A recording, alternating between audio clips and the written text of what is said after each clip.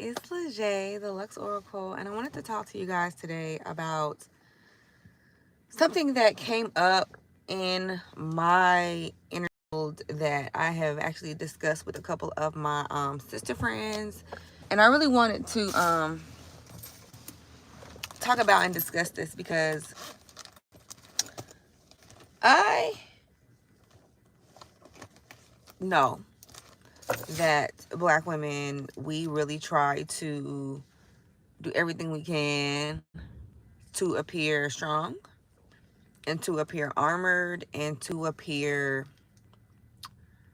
um unfuckwittable, right? And that is understandable given the ancestral trauma that a lot of us have gone through. And that ancestral trauma, I know for me, was passed down through my mom. Although my mother was married for 20 plus years until um, her husband died, um, my mother still gave me messaging that love was frivolous, love was unimportant, love was actually, let me turn my phone off, my phone died and I'd be looking crazy as hell. Turn the car back on. That love was frivolous, love was being in a romantic relationship was a form of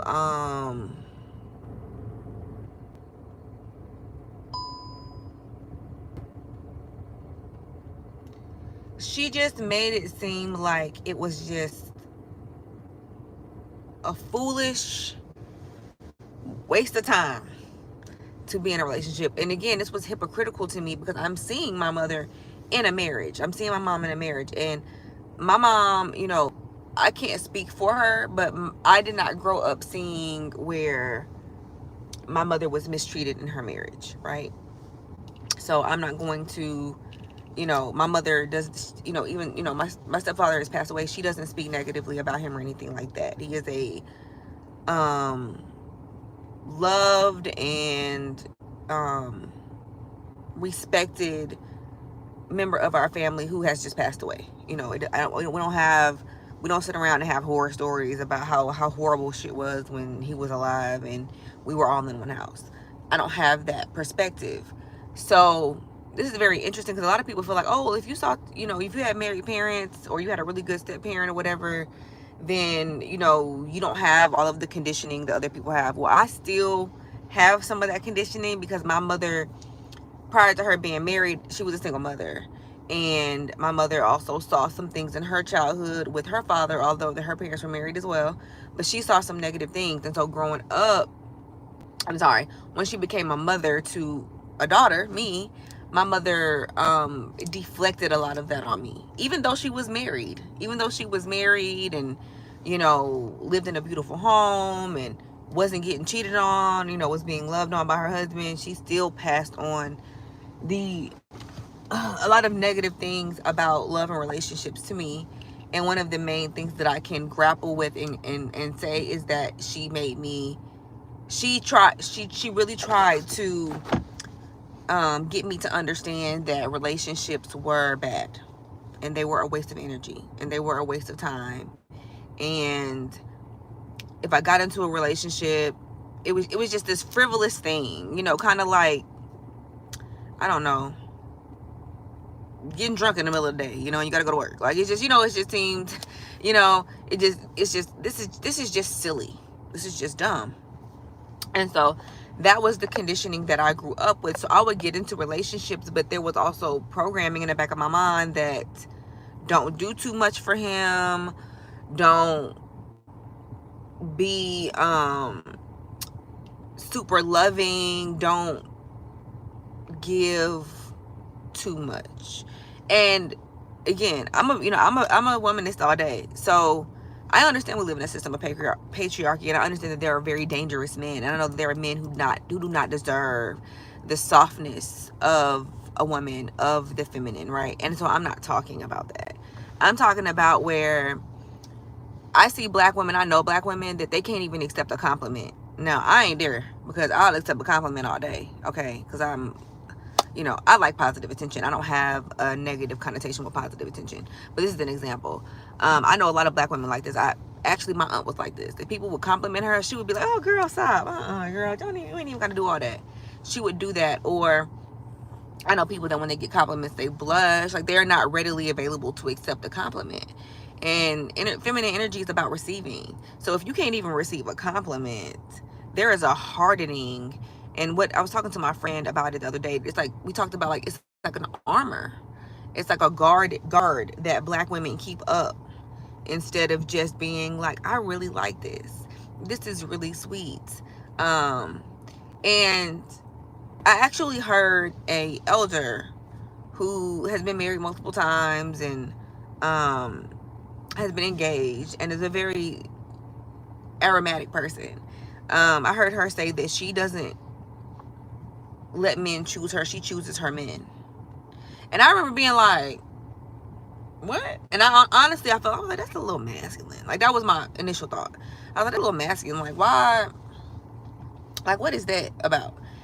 But coming from a matrifocal mindset and a matrifocal thought process and system, I'm just like, well, that actually makes more sense for the woman to choose the man. So is it really that bad if you walk up to a man and say, "Hi, my name is," and "I really like your jacket," and da da da da da, "do you think maybe we can exchange numbers?" I used to feel like that was so masculine, and now I see it as a position of power. Women who know how to articulate themselves, women who are not afraid of sharing their feelings, whether they feel hurt, happy, that is actually it's very attractive to masculine energy when you are open about your emotions, right? Because you're in your feminine space. This is why if you are genuinely crying about something and you're genuinely hurt, a masculine man, he can't even take it. He can't even take it because he can feel the vibrations of, you need support, you need help, or something to that effect. I also used to feel like gift giving was very masculine, because I used to be like, "Oh no, he need to pay my rent, he need to pay my bills, he need to do everything for me.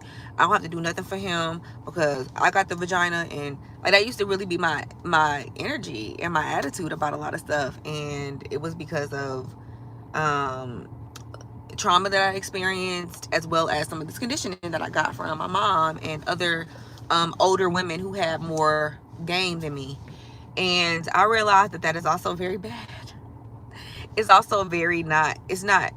Now, I'm not saying, again, I'm not saying be a pick me. I'm not saying go out here and be buying dudes Jordans. I'm a hoodoo, so we don't buy niggas shoes, no way.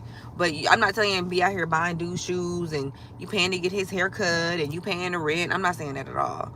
But a sweet, like, say he likes Twix. To give a small example. Say he likes Twix.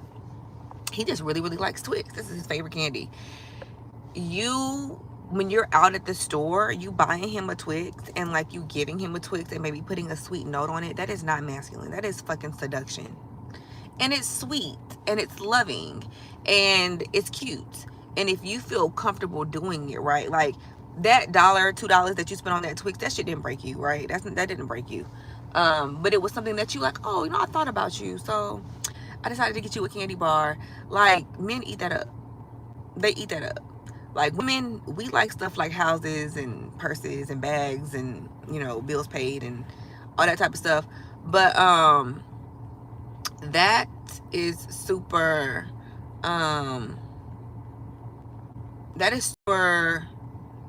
loving. That is super enchanting when you just do something. Like, think about it. If it's you and your female friend, like, say this is your friend, you don't have any romantic attraction to her, this is your friend, and you're like, "Oh my God, my friend loves purple hearts. She loves purple hearts. That's like her theme in her office or something, or whatever." And you see a purple heart-shaped purse, right? And this is your girl. You love her. And you go look at the purse, and the purse is $20, right? And you got $20. Like, and you thought of her, and you're like, "I really want to get this for her." you're not going to second guess doing that, because that's your girl. So why would you second guess doing that for somebody that you're romantically involved with? And don't get me started on some of y'all that are actually having intercourse with some of these dudes. This is somebody rolling around in the bed with. This is somebody that you have an affinity and affection for. Why do you want to be, well, I ain't finna get him nothing, I know he would like that, but I ain't finna do that? Why not? In my journey of studying the law of attraction, the law of assumption, it is actually very, very auspicious for you and helps you if you make a decision to do something loving. Like, and I'm not saying you're doing it from a thirsty place. You're not doing it like, well, girl, I'm gonna go buy him these jeans because I think he gonna break up with me. I'm not saying do it in a desperate way. This is just something you're doing because you feel good about it and you want to do it, right? And so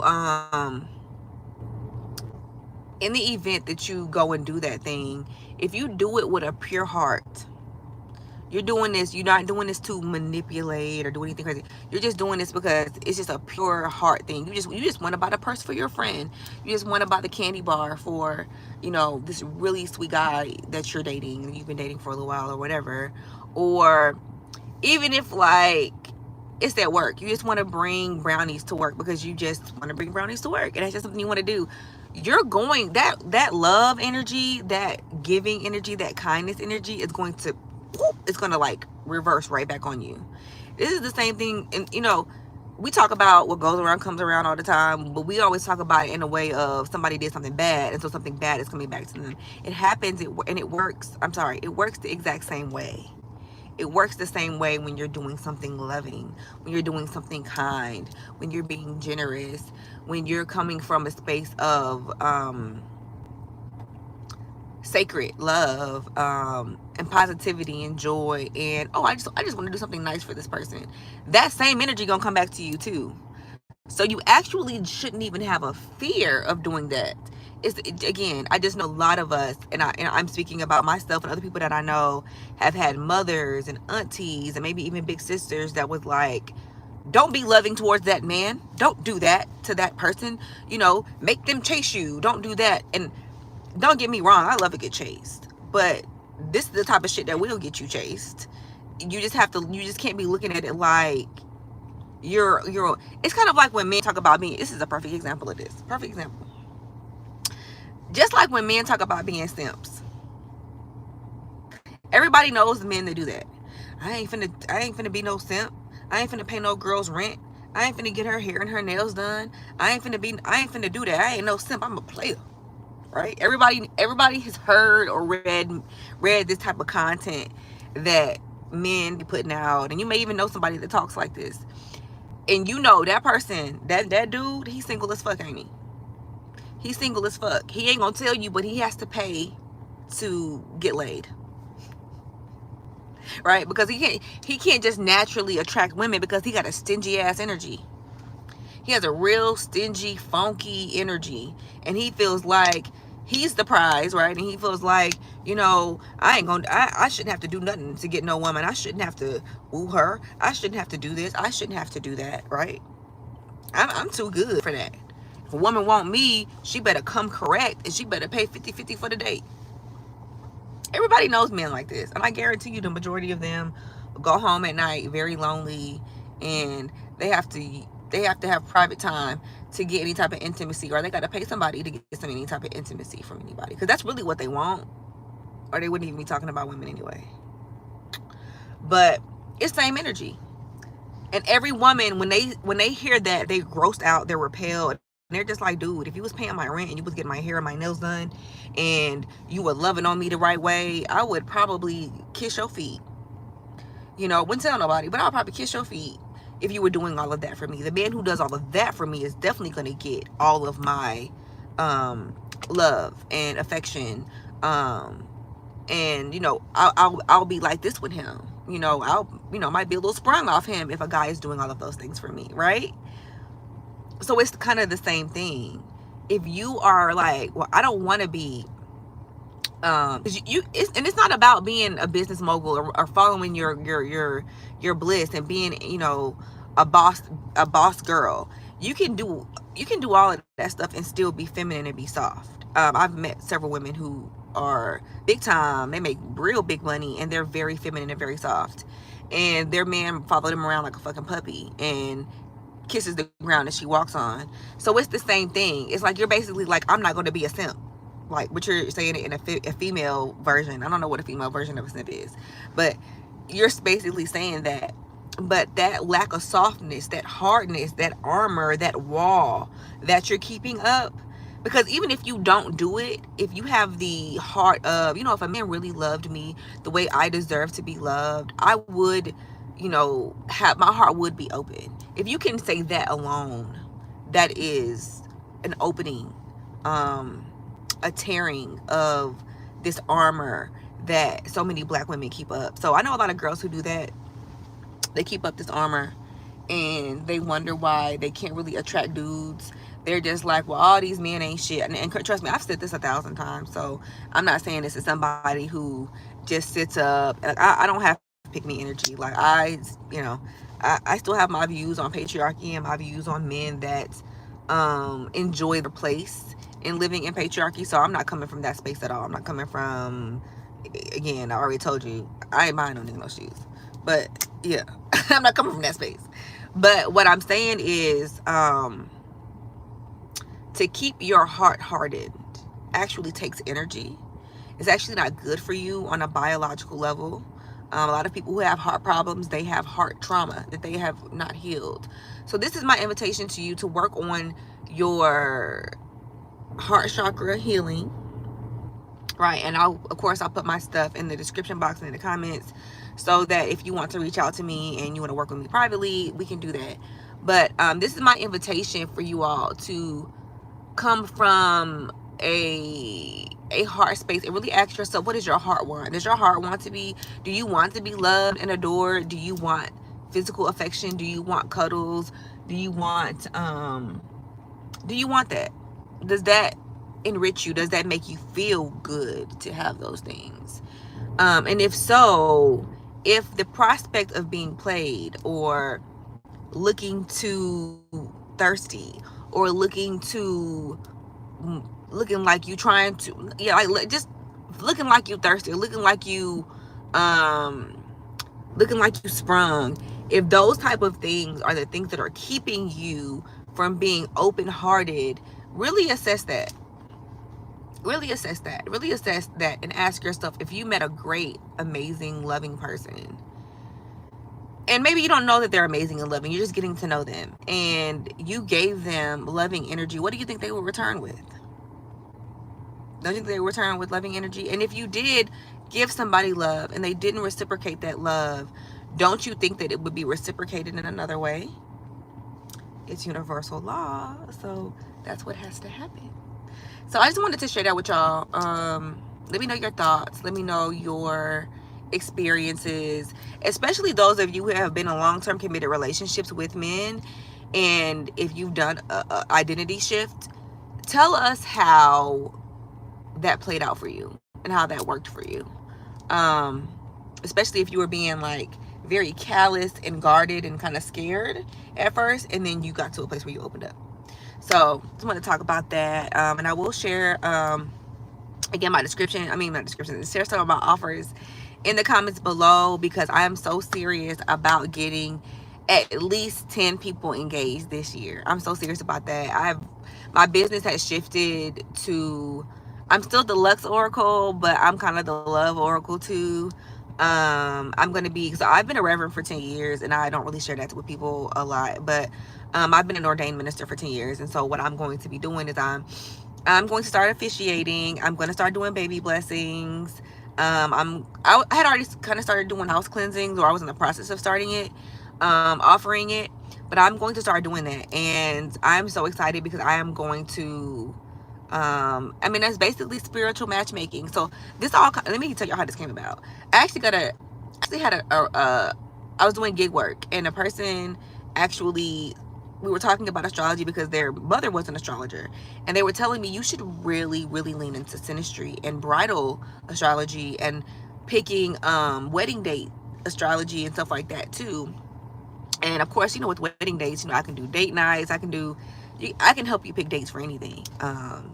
for there's all types of things that I can help you pick dates for. But she really was telling me to niche down into the bridal, wedding, and relationship sector of business. And I was like, I love that. Like, I was like, but that makes sense, because I have Venus and Libra in the 10th house of career. You know, Venus rules Libra. Libra is all about relationships and marriage and the actual wedding and the decor of the wedding, and you know what you're wearing on that date, and your nail polish and your makeup. All of that stuff is very Venusian and Libran. And I used to want to be a makeup artist, actually. I love getting dressed up. I love makeup myself. But I love. And I love seeing people who are really, truly in love with one another. I love seeing people. I saw a video of this person that I follow online. And it was a mashup of videos of him and his wife. And they just had the most passionate, like, little videos of them. And I was like, I love this. Like, I really love this energy. This looks real sensual, real sexy, and I was just like, I do love this. I love a good romance. I love a good wedding, especially if they have good food. I just love all of that stuff. And I was like, you know what? I'm in a space in my life where I'm all about leaning into things that I like and I enjoy. Because I used to do a lot of shit that I didn't like and I didn't enjoy because I felt like I had to, because I was in survival mode. That's another conversation. That's another video. If you want to get your part of fortune reading, where you see where money and success comes to you without you having to do any work, hit me up, because I had to tap into my part of fortune. I'm had to tap into that. And it's Leo. And Leo is very much about romance and the heart. And so I had to, and there's way, way, way much more to that regarding me. But I had to really tap into that. And I was like, I do love romance. At one point, I thought about being a matchmaker. At one point, I actually set up some speed dating events. And again, this ain't for me to get hooked up. I just like seeing this. I like seeing it with other people. But I'm here for myself too. You know what I mean? But me having Oshun, and me having being a heart card in cardology, I honestly have never really had any trouble attracting people. So there's that. So and I know also when I've done work for people for love, when I've done work for people for love, marriage, dating, it went off with a hitch. The love oils I used to sell went off with a hitch. So I was like, okay, this is a sign. I'm a lover girl. I really am a lover girl. So I do have some potions that will be coming out this summer. There'll be love, lust, marriage, all of the gamuts, all the whole, whatever type of love outcome you could presume, even down to getting pregnant. Another thing I have been able to manifest very easily. I will have an oil for it, but that'll be coming out this summer. So make sure that you are following me on here, following my newsletter. That's all of the links of that will be in the comments and the description box below after the video uploads. And you can also email me at blissfulvitalitywellness@gmail.com if you have any questions, anything like that. But yeah, I was like, I'm gonna lean into this. I'm in my romantic era, and I love it. I love it because I already like that type of shit anyway. So again, really reevaluate why you're doing what you're doing, and if you're holding back. Because if you're holding back and you're not being vulnerable in a way that feels good to you, you are actually blocking yourself from love. You're blocking yourself from love, and I don't want y'all to do that. So I'll hear from y'all soon. I'll talk to y'all soon. I'll pop in soon. And also, I do have my Juno reading still up. If you are interested in who is the right type of partner for you, whether you're male or female, hit me up, because that means you need a Juno reading. And Juno is the asteroid of love and commitment. This is not the asteroid of frivolous